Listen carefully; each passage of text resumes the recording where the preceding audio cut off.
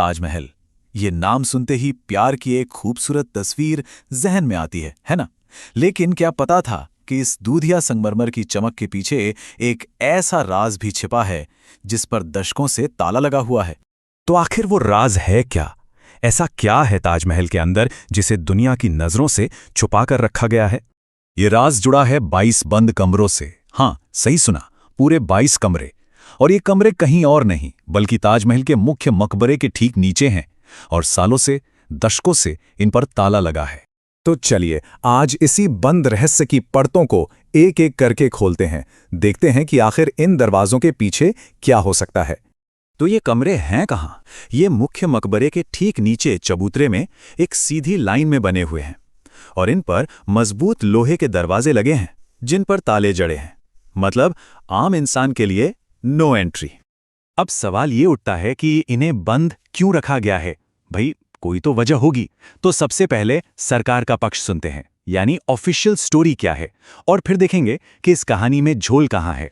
इस पूरे मामले में जो सबसे बड़ी अथॉरिटी है वो है ASI, यानी आर्कियोलॉजिकल सर्वे ऑफ इंडिया। ये वही सरकारी संस्था है जिसके जिम्मे भारत की सारी ऐतिहासिक इमारतों की देखभाल है। तो ASI का कहना है कि भाई ये कमरे तो बस मेंटेनेंस के लिए हैं, स्ट्रक्चर को बैलेंस रखने के लिए हैं। उनकी सबसे बड़ी दलील ये है कि अगर इन कमरों को खोला तो बाहर की हवा और नमी अंदर जाएगी और इससे संगमरमर का जो खूबसूरत स्ट्रक्चर है उसे नुकसान पहुंच सकता है। ये है ASI की ऑफिशियल लाइन। लेकिन यहीं पर कहानी में एक ट्विस्ट आता है।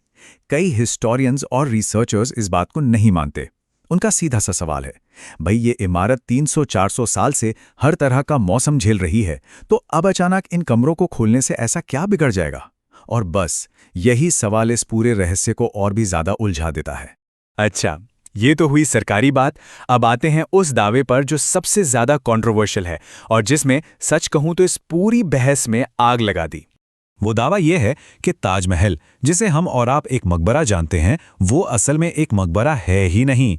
ये एक प्राचीन शिव मंदिर था जिसका नाम था तेजो महल और जिसे बाद में बदलकर एक मकबरा बना दिया गया। और इस थ्योरी को मानने वाले कहते हैं कि सबूत इन्हीं 22 बंद कमरों में है। उनका मानना है कि अंदर हिंदू देवी देवताओं की मूर्तियां हैं, एक शिवलिंग है, संस्कृत में लिखे शिलालेख हैं। यहां तक कि वो ये भी कहते हैं कि ताज की बनावट में कई चीजें मुगल आर्किटेक्चर से ज्यादा पुरानी भारतीय शैली की लगती हैं। अब यहां पर यह साफ कर देना बहुत जरूरी है कि भारत सरकार और ASI दोनों ही इन सभी दावों को सिरे से नकारते हैं। उनका कहना है कि इन बातों का कोई हिस्टोरिकल प्रूफ, कोई ठोस सबूत नहीं है। अब जब दावों और जवाबी दावों से बात नहीं बनी तो मामला पहुंचा कोर्ट। तो चलिए देखते हैं कि अदालत ने इस पर क्या कहा। हुआ ये कि इलाहाबाद हाई कोर्ट में एक पिटीशन डाली गई। मांग सीधी सी थी, इन कमरों को खोला जाए। लेकिन सुनवाई के वक्त कोर्ट ने कहा कि इन दावों के पीछे कोई मजबूत ऐतिहासिक सबूत तो है नहीं। और आखिर में कोर्ट ने ये कहते हुए पिटीशन खारिज कर दी कि इस तरह की बातों से गलत फहमियां फैल सकती हैं। कोर्ट ने तो अपना फैसला सुना दिया, लेकिन क्या रहस्य सुलझ गया? बिल्कुल नहीं। सवाल आज भी वहीं के वहीं हैं और दरवाजों पर लगे तालों की तरह इस बहस पर भी ताला नहीं लगा है। अच्छा, इस मंदिर वाली थ्योरी के अलावा और क्या हो सकता है? कुछ एक्सपर्ट्स का मानना है कि हो सकता है इन कमरों में मुगल दौर का कोई पुराना सामान रखा हो, कोई शाही कलाकृतियां, या फिर एक और पॉसिबिलिटी है कि ये कमरे हमेशा से खाली थे और इन्हें सिर्फ बिल्डिंग की नींव को सपोर्ट देने के लिए बनाया गया था। Plain and simple. पर असल सच क्या है, ये आज भी एक पहेली है और जब तक वो 22 दरवाजे नहीं खुलते तब तक हर बात, हर दावा सिर्फ एक अंदाजा है और कुछ नहीं।